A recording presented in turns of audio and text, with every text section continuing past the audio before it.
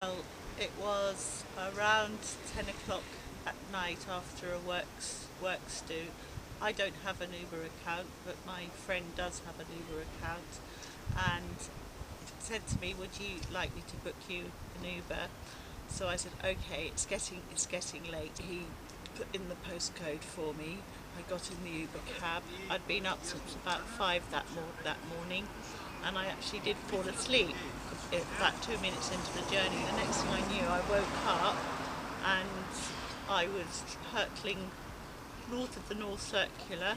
I believe that's where I was. It felt like it was getting into the countryside, and then I realised we'd gone too far, so I said to the Uber driver, "Please, could you turn around because we've gone too far?" And he said, "This is the postcode I've got." I said, but he wasn't nice about it. He said, "This is the address, this is where I'm going to," was the attitude. And I said, "No, no, no, that's not where I live." And I gave him my correct postcode. I said, "Please turn round." Carried on driving. I said it again, "Please turn round, this is my postcode, I want to go home, can you turn round?" And I got a bit scared then. Then, eventually, after the third time, he did turn round with a lot of swearing involved. And then he turned around, and then we were on a dual carriageway, and he said, "Get out of my car." Oh my God. And so I On a said, dual carriageway? On a dual carriageway. Did you know where you were? I knew I was in North London somewhere. Okay.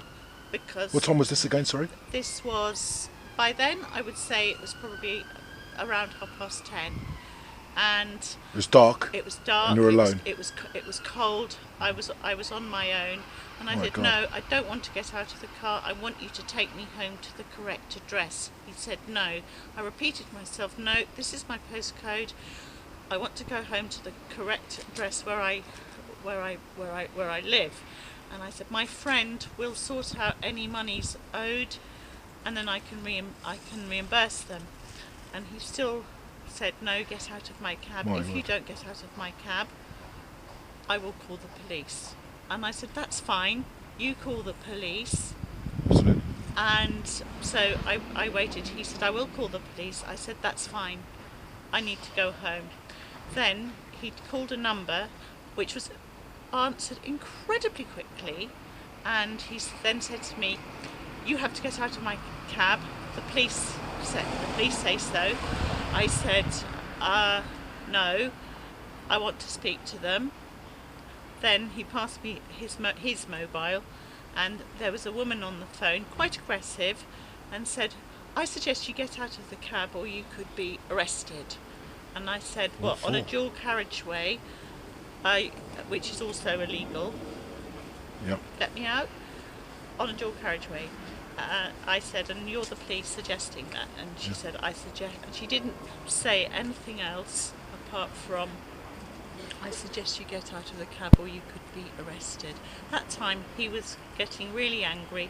I was getting scared. Yep. I thought, "You know what? Oh my God. I'm scared now. I will get out." I stepped out onto the grass verge where there's one of those sort of metal barrier Yeah. things. So you couldn't climb over No, on a dual carriageway? no, I couldn't Yeah. climb over, not Oh at my that God. point anyway. So I walked along, and right in the distance I could see a big road sign. Yeah. And I could see that it was obviously where you could actually see the roads, label, what do you call it, on the signs. Yeah. And so I Direction thought, signs. I'll walk to the direction sign, see where I am, and then take it from there. So it was a very, very long walk Yeah. in the cold and the rain. My word. And I got there, and I looked, and it said one was towards Wood Green. Yeah, So I thought, Norfolk, okay, that's probably quite a busy place. I'll Yeah. try and head towards there. And then I reached the junction where the road sign was, and I saw there was a bus stop. There was a sort of circular road going round, and I saw a bus stop. I thought, right, I'll go to that bus stop and try heading into central London. And I was very fortunate that there was that one of the buses on the stop was a bus which became a night bus, which runs past quite close to where I live. Yeah. So I actually got on that bus. Okay. I would say unless you're aware, be fully aware of the risks you take when you get into an Uber cab. Christmas is coming. I doubt many people will be fully Absolutely. aware. To be honest, when I look back on it, I think I could have been risking my life.